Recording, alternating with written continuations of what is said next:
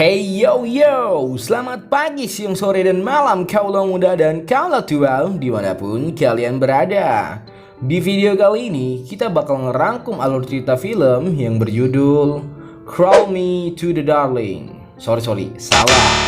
Crawl to Me Darling. Film ini dirilis pada tahun 2020 dan disutradarai oleh Adam Wilson. Menceritakan tentang seorang gadis bernama Millie yang diculik oleh pria bertopeng. For your information guys, pria bertopeng di film ini tuh bukan Satria Baja Hitam atau pria bertopeng di Crayon Shinchan ya, melainkan pria bertopeng psikopat yang menculik wanita untuk kepuasan ia sendiri. Lanjut ke ceritanya. Setiap harinya Millie disiksa dan disetrum oleh pria bertopeng itu. Ia juga dipaksa untuk menuruti semua perintah dari pria bertopeng itu. Akankah Millie selamat dan berhasil keluar dari cengkraman pria itu? Makanya langsung aja kita rangkum filmnya.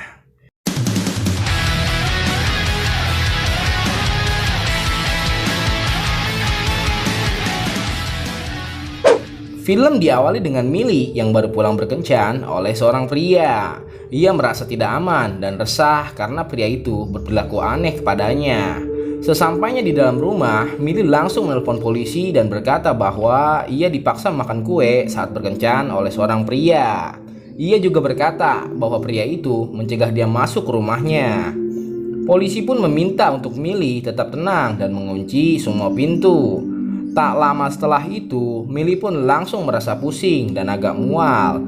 Ternyata itu karena ia telah memakan kue si pria tadi yang di dalamnya sudah diberi obat bius. Setelah itu, pria itu datang lagi ke rumah Millie dan langsung membawanya ke mobil. Dan disinilah awal malapetaka untuk Millie. Setelah Millie tersadar, dia membuka matanya. Ia sudah dalam keadaan terikat di sebuah kursi. Millie pun langsung meminta kepada pria bertopeng itu untuk melepaskannya. Bukannya melepaskan Millie, pria itu malah menawarkannya minum. Sungguh psikopat yang sangat amat ramah. Lanjut. Karena Millie berontak dan ingin melepaskan ikatannya, pria bertopeng itu langsung membius Millie hingga ia tak sadarkan diri. Setelah tak sadarkan diri selama beberapa jam, Millie pun tersadar lagi dan melihat tangannya yang sudah dikutek. Sedikit informasi nih buat kaulah muda dan kaulah tua, khususnya untuk kaum Hawa. Kutek ditemukan oleh bangsa Cina pada tahun 3000 sebelum Masehi. Lanjut ke ceritanya. Tak lama setelah itu, pria bertopeng itu langsung menyetrum Millie. Ia juga meminta Millie untuk tersenyum dan menyapanya dengan "Selamat pagi sayang." Emang dasar gila nih psikopat. Udah tahu si Millie lagi ketakutan, malah disuruh senyum. Aduh, ada-ada aja.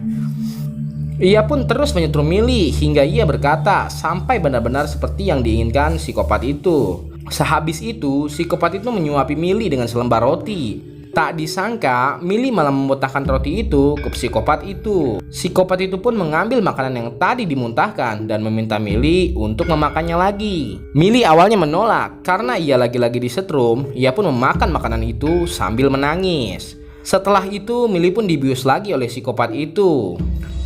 Keesokan paginya, Millie pun tersadar lagi. Ia menyadari bahwa selama ini dia dibius melalui selang yang disuntikan ke kakinya. Psikopat itu pun menyapa dan mengatakan "Selamat pagi" kepada Millie.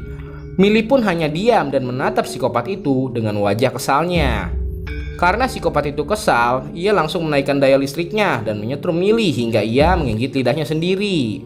Setelah itu, psikopat itu meminta Millie untuk makan makanannya yang sudah disediakan olehnya. Karena Millie memakannya terburu-buru, psikopat itu pun langsung menyetrumnya lagi. Sampai akhirnya psikopat itu membius Millie lagi dan lagi. Tapi kali ini Millie menyumbat selang itu dan ia langsung berpura-pura tidak sadarkan diri. Tak lama setelah itu, psikopat itu langsung membawa Millie ke kamar mandi dan mempreteli semua pakaiannya. Kira-kira psikopat itu mau ngapain Millie ya? Ternyata psikopat itu membandingkan Millie seperti layaknya memandikan dede bayi. Setelah itu, psikopat itu pun pergi untuk mengambil sesuatu. Millie pun langsung membuka mata dan mengambil gunting yang ada di dekatnya. Setelah psikopat itu balik lagi, ternyata ia mengambil pasta gigi. Ia pun langsung membersihkan gigi Millie. Seketika itu, Millie yang ingin menyerang psikopat itu terkaget karena ia mendengar ada suara wanita. Millie pun jadi mengurungkan niatnya untuk menyerang psikopat itu. Psikopat itu pun langsung membawa Millie ke kamar untuk mengganti bajunya. Ketika psikopat itu balik lagi ke kamar mandi, ia melihat bahwa Millie sudah tidak ada di kasurnya. Ia pun langsung mengambil obat bius dan topengnya untuk mengejar Millie. Karena Millie berada di bawah pengaruh obat bius, ia pun tidak fokus dan melambat. Dan psikopat itu pun menangkapnya.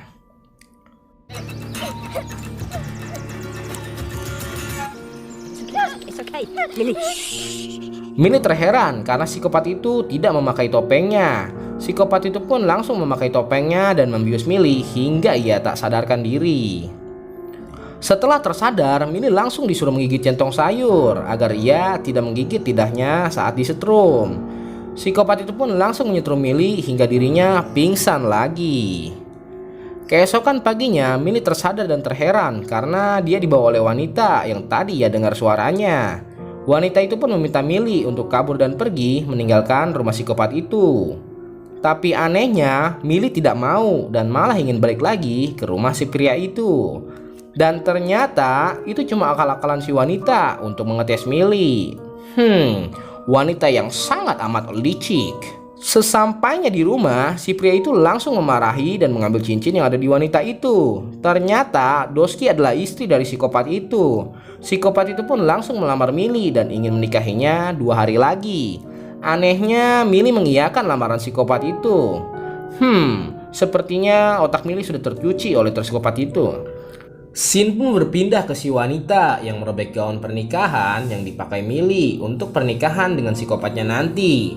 Psikopat itu pun mengetahui hal tersebut, tapi anehnya ia malah merangkul wanita itu dan menceritakan kejadian pada saat psikopat itu jatuh cinta kepadanya. For your information guys, ternyata Doski sama seperti Millie. Ia diculik oleh psikopat itu setahun yang lalu. Mungkin psikopat itu sudah bosan dengan wanita itu, makanya ia menculik Millie. Ternyata psikopat itu doyan kawin juga ya. Lanjut. Tanpa diduga, psikopat itu langsung memiting wanita itu sampai ia sesak napas. Ketika wanita itu mulai sekarat, Millie langsung berbohong dan mengatakan bahwa ia yang telah merobek gaun pernikahan itu. Psikopat itu pun langsung bertanya kenapa ia merobek gaunnya. Millie berkata bahwa ia ingin gaun yang baru. Psikopat itu pun langsung bergegas pergi membelikan gaun baru untuk Millie pakai nanti.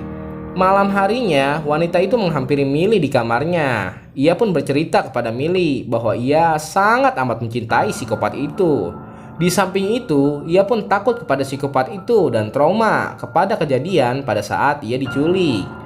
Scene pun berpindah ke Millie dan psikopat yang telah melakukan pembuahan. Sehabis melakukan pembuahan, Millie pun bersiap dan mendandani wajahnya untuk pernikahan nanti.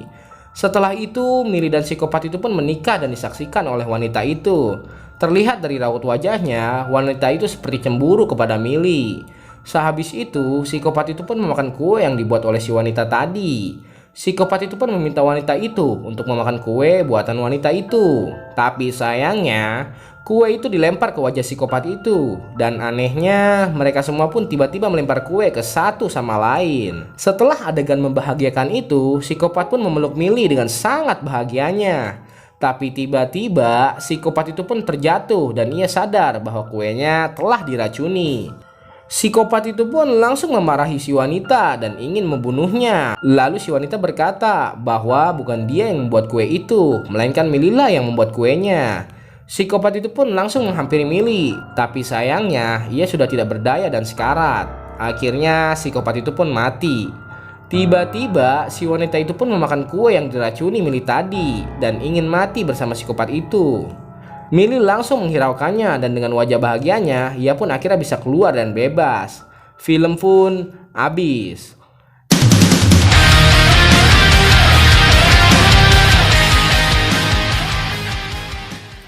Nah, bagaimana kaulah muda dan kaulah tua filmnya? Kalau menurut saya sih filmnya biasa aja dan alur ceritanya rada membingungkan.